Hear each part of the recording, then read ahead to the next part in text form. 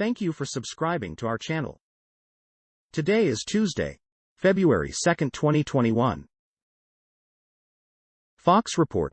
Former Instagram model, YouTuber claim responsibility for changing iconic Hollywood sign to Hollyboob. A former Los Angeles Instagram model was reportedly among the 6 people arrested on Monday for altering California's iconic Hollywood sign to read Hollyboob. Julia Rose, who was banned from the social media platform in December and previously dated YouTube star Jake Paul, tweeted Monday evening that she had just been released from jail. Just got out of jail. Weebiu. Rose wrote in a tweet. In a post earlier in the day that has since received more than 7,600 likes, Rose tweeted that she had finally fixed the Hollywood sign. BBC report. Tigray crisis, Ethiopia region at risk of huge, humanitarian disaster. The parties said people were already dying from hunger and urged the international community to intervene. Ethiopia's government says aid is being delivered and nearly 1.5 million people have been reached. The parties also said 52,000 people had been killed since the conflict started in November. They did not explain how they arrived at the estimate but said it included women, children and religious leaders. CNN report. How smart nets and scanners could keep more fish in the sea. Commercial fishing is draining our oceans of life.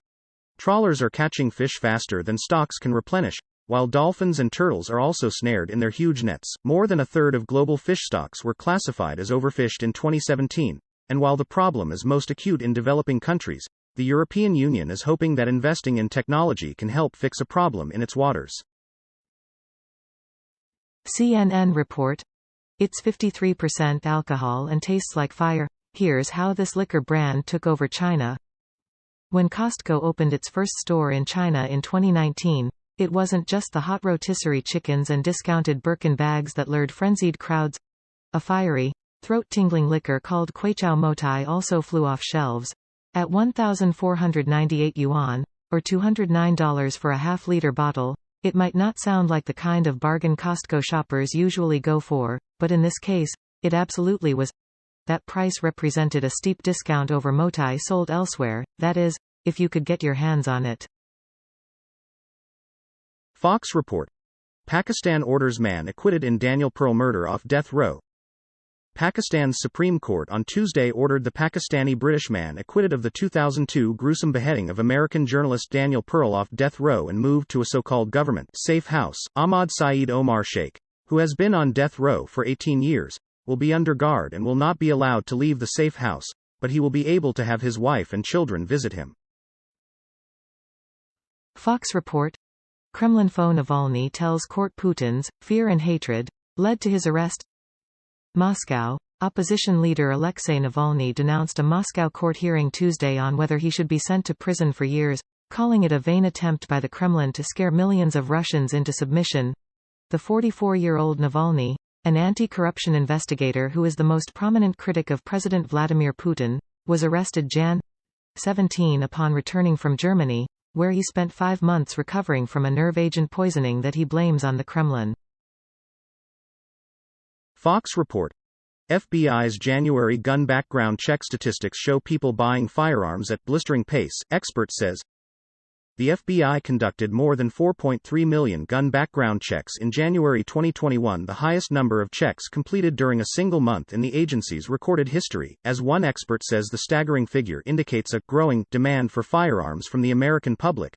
The FBI's National Instant Criminal Background Check System (NICS) completed 4,317, 804 total background checks in January of this year, marking the start of 2021 with the highest number of checks conducted in a one-month period, according to agency data. BBC report. Dolly Parton turned down Presidential Medal of Freedom twice. The country singer said she did not accept the awards because her husband was ill and then she would not travel due to the pandemic. Parton is unsure if she would accept one from President Joe Biden as it could be seen as a political move. The Presidential Medal of Freedom is the highest civilian award in the U.S. and has numerous categories. Previous recipients include Bruce Springsteen, former Secretary of State Colin Powell and Bill and Melinda Gates. CNN report. Tennessee principal apologizes for All Lives Matter theme for Black History Month. The principal at a Chattanooga, Tennessee, Middle School has apologized after announcing that the school's Black History Month theme would be All Lives Matter. East Ridge Middle School announced the theme in its weekly newsletter, which was sent out to families Sunday. Principal Christy Caldwell Drake issued an apology Monday, explaining that her inspiration for the theme was a mural in the school which says, "Where every child matters." Deutsche Welle report. SpaceX to launch first all-civilian mission this year. SpaceX announced on Monday it is aiming to launch the first all-civilian mission into Earth's orbit this year. The multi-day flight is to be led by U.S. tech billionaire Jared Isaacman. He will be joined by 3 other civilians for a journey into space. One of the passengers would be determined by a raffle. Any adult U.S. citizen who donates to St. Jude Children's Hospital during the month of February will automatically be entered into a random drawing for the seat. Deutsche Welle report. Angela Merkel says every vaccine is welcome after Sputnik V results. Russia's coronavirus vaccine could be used in the EU if it receives regulatory approval, German Chancellor Angela Merkel said on Tuesday. Every vaccine is welcome in the European Union, Merkel told German public broadcaster ARD, praising the good data related to Russia's Sputnik V product. Merkel added that she spoke recently with Russian President Vladimir Putin about the vaccine. The Sputnik V vaccine was found to be over 91% effective against COVID-19, according to trial results that were published in medical journal The Lancet on Tuesday. BBC report. Putin critic Navalny jailed in Russia despite protests. He has been in detention since returning to Russia last month. He had been treated in Germany for a near-fatal nerve agent attack against him in August. Thousands of supporters have rallied across Russia in support of Mr. Navalny. His suspended sentence for embezzlement has been converted into a jail term. He has already served a year under house arrest, which will be deducted from the total. In court he called President Vladimir Putin a poisoner, blaming him for the attack. Al Jazeera report. Biden Homeland Security Secretary Alejandro Mayorkas confirmed.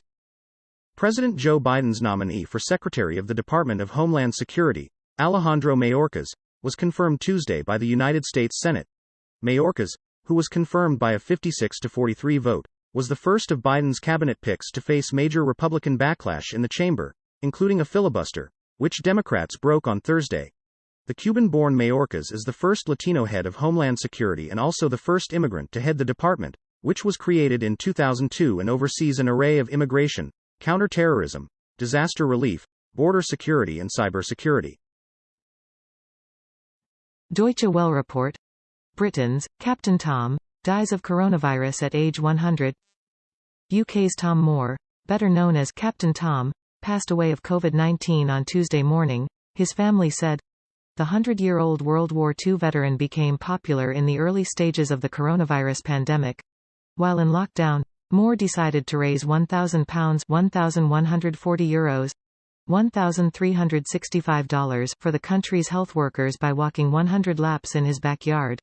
The gesture went viral and donations poured in from Britain and around the world. Al Jazeera report. Tshisekedi supporters move to remove Kabila ally in DRC Senate.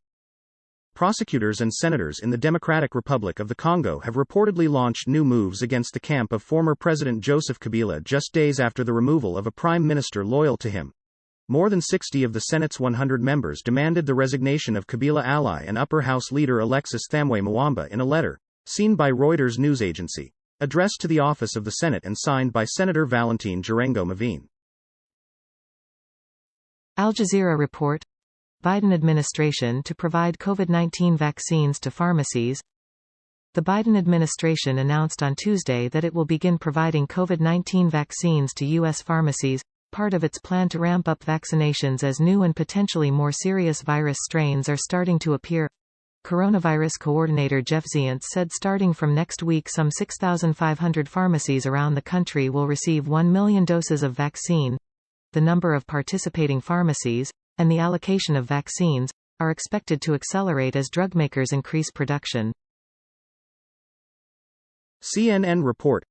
Georgia state GOP lawmakers introduce voting restriction legislation. GOP state senators in Georgia introduced a slate of bills on Monday that seek to roll back voter access in the state, such as no excuse absentee voting and automatic voter registration. If passed, The 9 proposed measures, which follow elections where Democrats made historic gains in the state, could considerably reshape Georgia's electorate and have a significant impact on the 2022 midterm elections. Thank you for watching 5 p.m. recap. To be notified, you can subscribe our channel and activate the bell.